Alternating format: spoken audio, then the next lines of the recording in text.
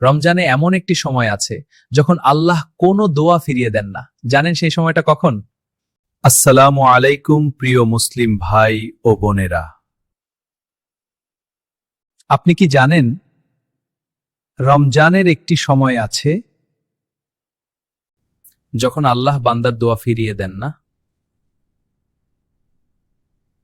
হ্যাঁ, সেই সময়টি হলো ইফতারের ঠিক আগের মুহূর্ত। রাসূলুল্লাহ সাল্লাল্লাহু আলাইহি ওয়াসাল্লাম বলেছেন, রোজাদারের দোয়া ইফতারের সময় প্রত্যাখ্যান করা হয় না।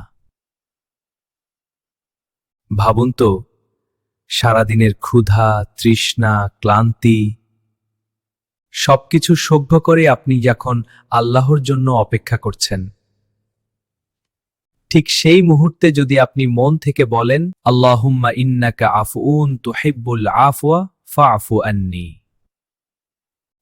হে আল্লাহ, আপনি ক্ষমাশীল, ক্ষমা করতে ভালোবাসেন, তাই আমাকে ক্ষমা করে দিন।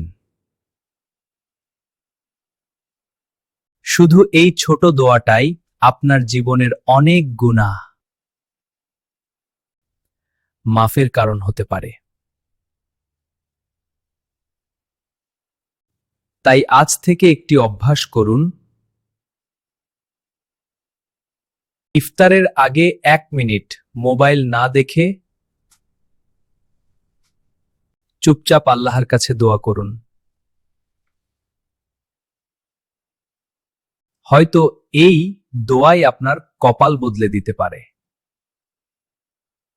আল্লাহ আমাদের সবাইকে কবুল করুন। আমিন।